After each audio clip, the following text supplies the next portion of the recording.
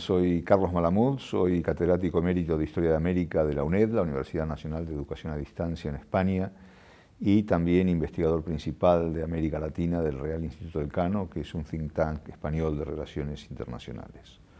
Hoy vamos a hablar de las elecciones presidenciales y legislativas en El Salvador, que tendrán lugar el próximo 4 de febrero.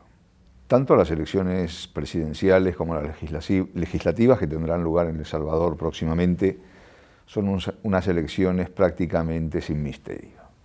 Podemos decir que el resultado está a la vista, la popularidad del presidente es superior al 90% y las encuestas le dan una intención del voto en torno al 80%.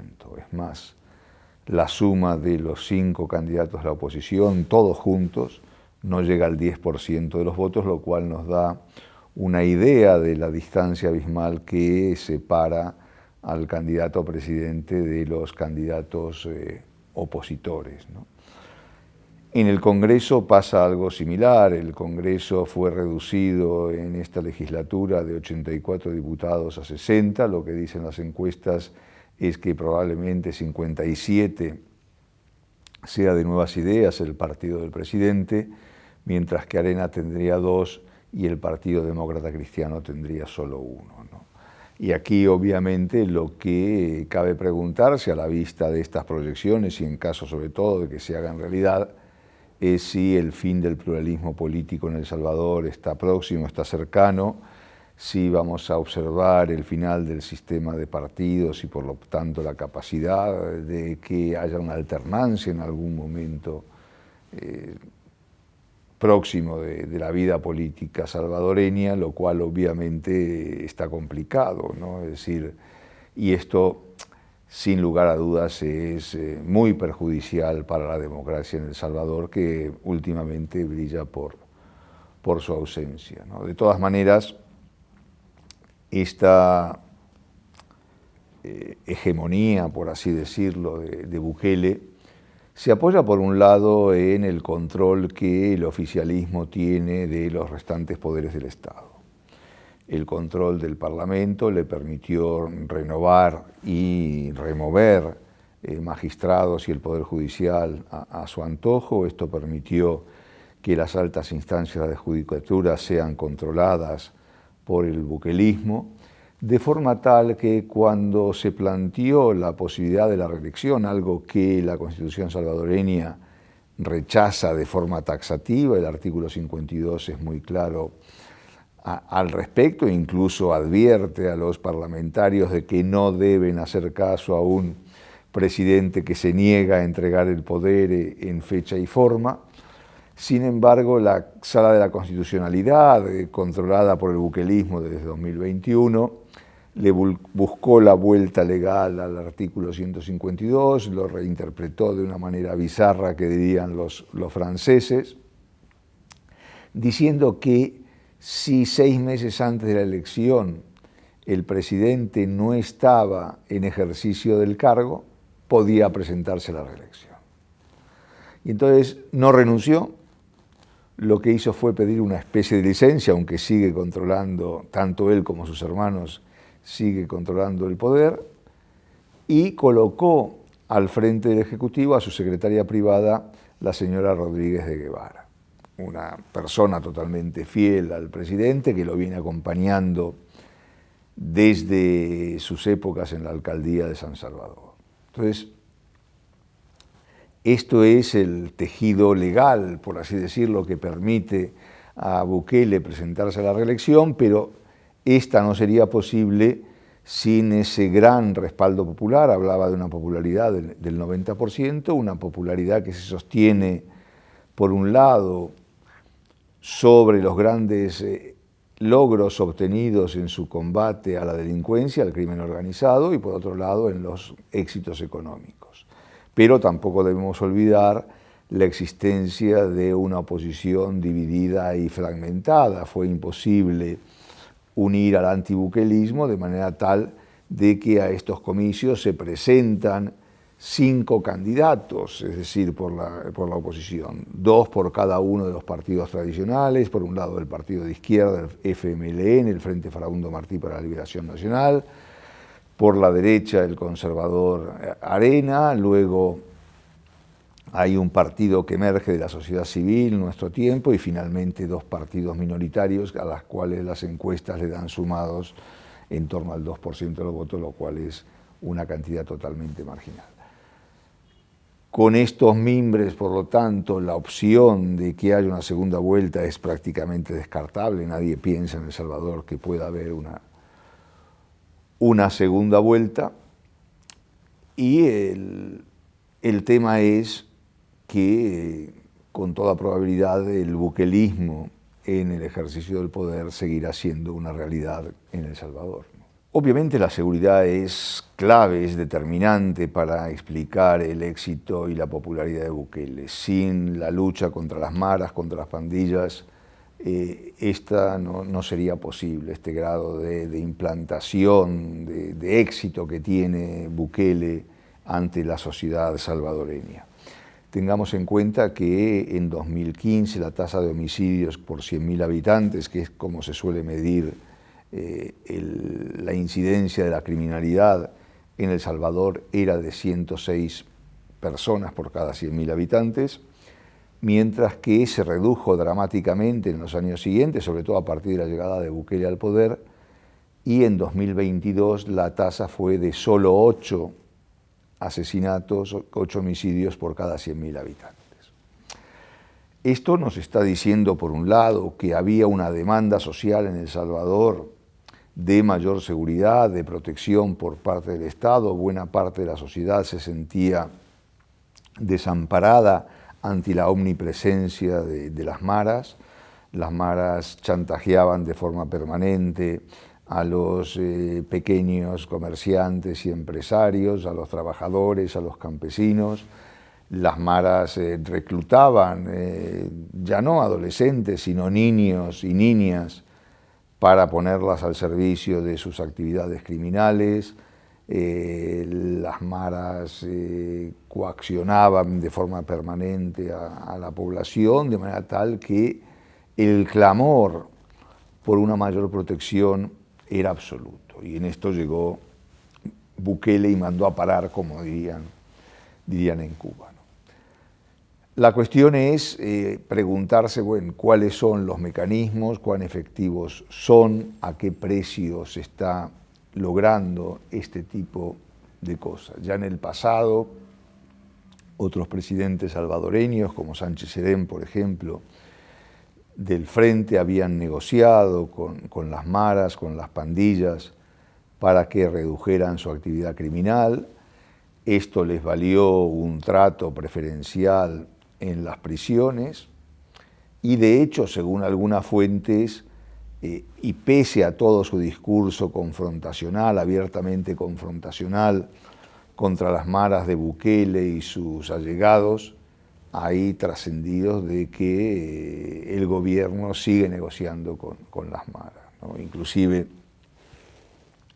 algunos prisioneros que dicen no tener nada que ver con las pandillas, pero que fueron igualmente encarcelados, se quejan de que el trato a los presos comunes es mucho más denigrante, mucho más salvaje que el que se les da a los pandilleros presos en las cárceles. Pero lo cierto es que a partir de que se haya declarado el estado de excepción, la policía y el ejército salvadoreño han apresado a más de 70.000 personas.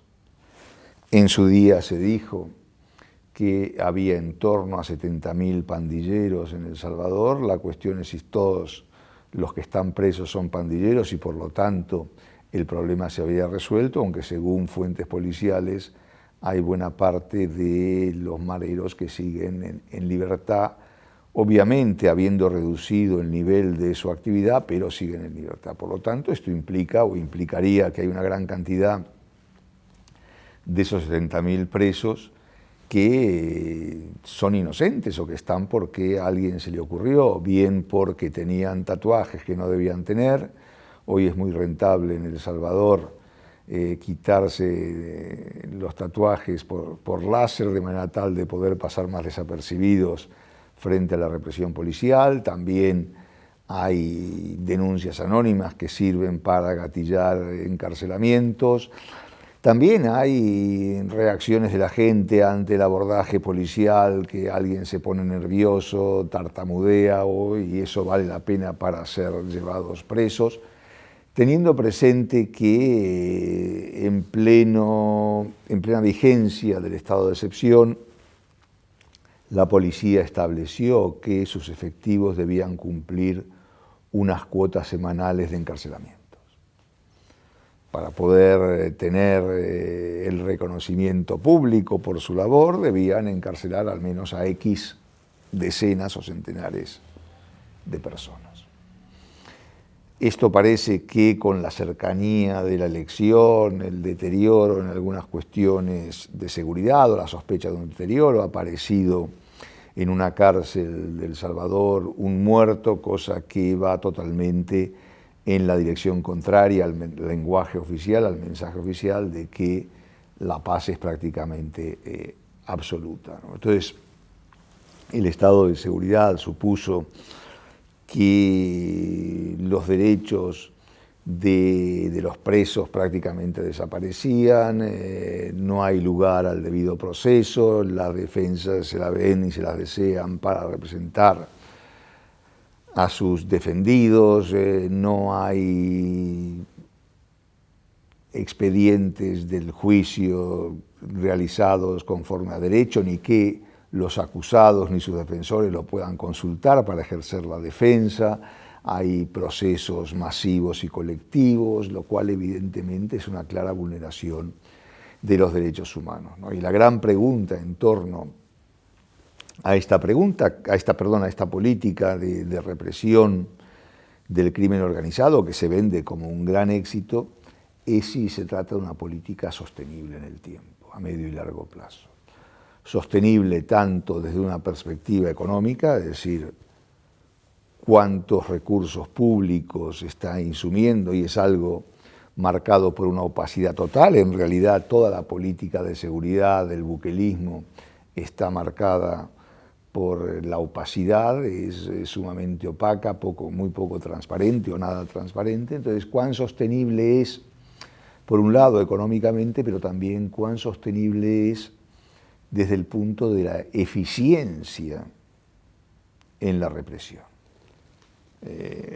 Había dicho que hay más de 70.000 presos, pero ese ritmo en el encarcelamiento, donde, bueno, obviamente en los primeros tiempos el número de pandilleros presos sobre el total de los apresados podía ser relativamente relevante, pero a medida que el tiempo avanza, el porcentaje de eficiencia de la represión obviamente tiende a caer. Por lo tanto, cuán sostenible es y cuánto tiempo va a aprobar la sociedad civil salvadoreña el discurso del poder de que esto es necesario para que el país avance, sobre todo teniendo presente el alto precio que hay que pagar en temas de libertades y derechos humanos. Obviamente que la situación de la prensa independiente, si se puede hablar de prensa independiente en El Salvador, es sumamente complicada. Por todos los medios se trata de ahogarla económicamente. Por supuesto, en la publicidad no se sueña, nadie espera que llegue publicidad oficial, esto es inexistente. Las denuncias y los pleitos contra los medios, los periodistas independientes, lo que se publica, etcétera, etcétera, es constante. Por lo tanto, la necesidad de invertir tiempo y recursos en defensas, en abogados, lleva una energía y un dinero muy importante.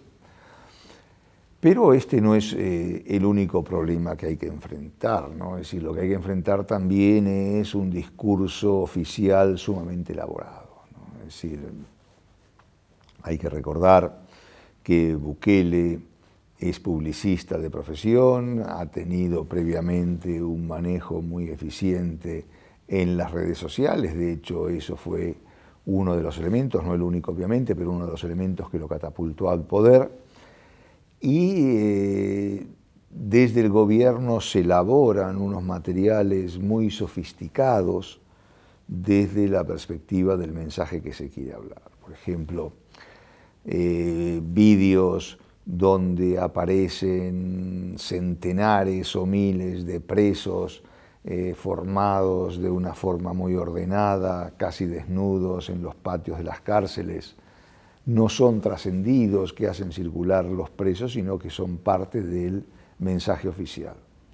Hay quien dice, obviamente no está sumamente confirmado, pero hay algunas evidencias de que es así, de que algunas escenas con los presos uniformados, casi desnudos, fueron totalmente premeditadas, que una vez terminada la filmación, esos presos son devueltos a sus celdas, algunos de ellos en condiciones preferenciales, ¿no? Es decir, que la situación en las cárceles, por un lado, es conocida porque desde el poder se intenta que sea conocida.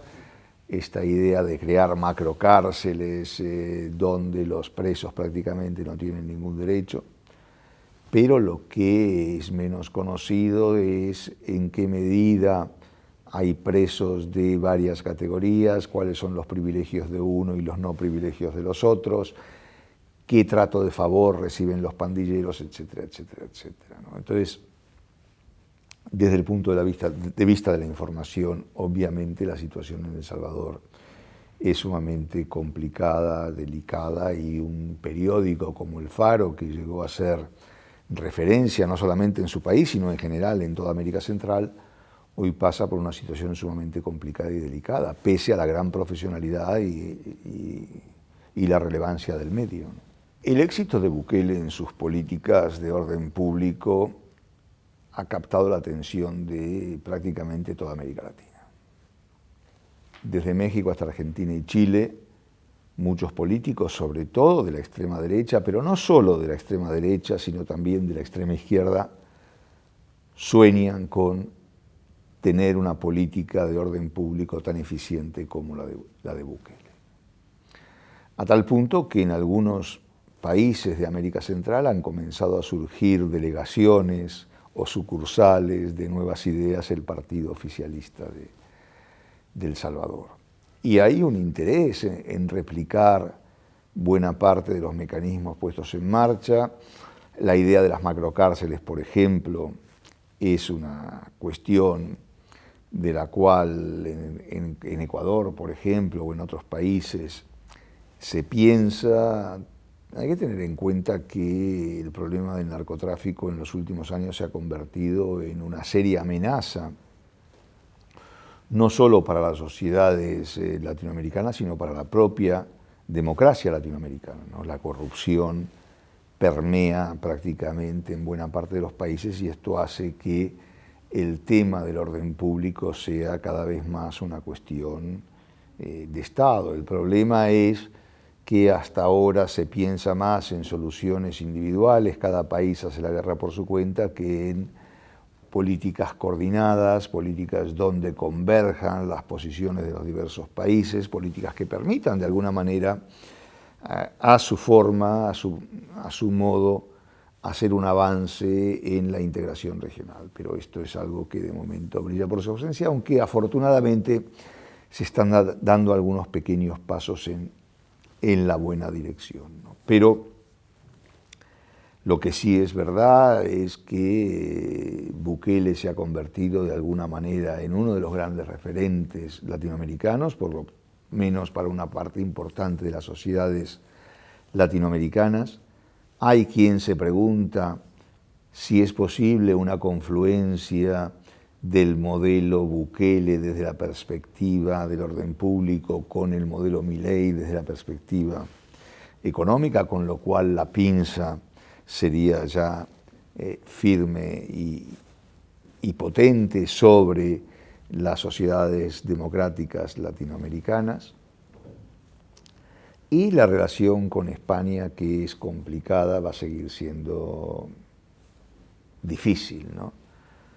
Entre otras cosas porque también es muy difícil la relación con Estados Unidos. Entonces, esto apoyado en otro elemento que se ha visto reforzado en los últimos años, que es el acercamiento entre El Salvador y China, termina de cerrar un poco el panorama, ¿no? Hasta el último gobierno del FMLN, del Frente Farabundo Martí, El Salvador tenía, como venía teniendo de forma tradicional, relaciones con Taiwán, pero el presidente Sánchez Serén decidió romper con Taiwán, acercarse a Pekín, y esto es algo que, en contra de lo que uno podría pensar intuitivamente, dado el sesgo más derechista de Bukele, no se cortó, sino todo lo contrario. Bukele intensificó la relación con Pekín. De hecho, Pekín está haciendo una serie de inversiones, entre otras cosas en obras públicas en El Salvador. La Biblioteca Nacional de la capital, que se ha convertido en algo emblemático del futuro progreso del país, es un claro ejemplo. Los chinos dicen que es un gasto a fondo perdido, sin contrapartidas geopolíticas. Pocos se lo creen, pero bueno, ellos sí, probablemente. Pero lo cierto es que si bien el potencial económico de El Salvador es limitado, para los chinos se trata de una jugada estratégica en la posibilidad de seguir aislando cada vez más a Taiwán en el contexto internacional, ¿no? Entonces, la política exterior de El Salvador es contradictoria. Por un lado, enfrentamiento con Estados Unidos, enfrentamiento con España, con la Unión Europea también. Por el otro, acercamiento a China, y sin perder de vista esa creciente sintonía, no solo con los regímenes de América Central, con independencia de su color político. El sandinismo de Ortega Murillo tiene buenas relaciones con Bukele. La señora Castro, la presidenta de Honduras, tiene buenas relaciones con Bukele. Es verdad que el contexto democrático en América Central no es demasiado prometedor, sino más bien todo lo contrario. Quizás la excepción sea Panamá, que tiene elecciones dentro de muy poco, pero esto es un poco lo que hay, ¿no? Quizás, para concluir, lo que habría que apuntar es que el triunfo de Bukele, de alguna manera, va a quebrar una tendencia muy presente en los últimos años en América Latina del voto de castigo a los oficialismos. De las 17 últimas elecciones presidenciales en América Latina, en 15 había ganado la oposición, salvo en Nicaragua, donde no hay elecciones democráticas, y en Paraguay, donde el Partido Colorado tiene una base clientelar y territorial muy potente, pero en el resto ganó la oposición. Este año es probable que esta tendencia se quiebre. Ya en El Salvador estamos viendo que no va a ser así, pero hay posibilidades de triunfos oficialistas también en República Dominicana, donde el presidente Abinader ha hecho una gestión muy hábil, muy eficaz, pero también en Venezuela, donde los métodos no van a ser claramente democráticos y cada vez parece que va a ser más así. Y también cabe la posibilidad de un triunfo del oficialismo en México con el partido Morena, donde probablemente, o ya lo estamos viendo en realidad, el presidente López Obrador decida hacer una elección de Estado, lo cual implica invertir prácticamente todos los recursos públicos para que su candidata sea la elegida.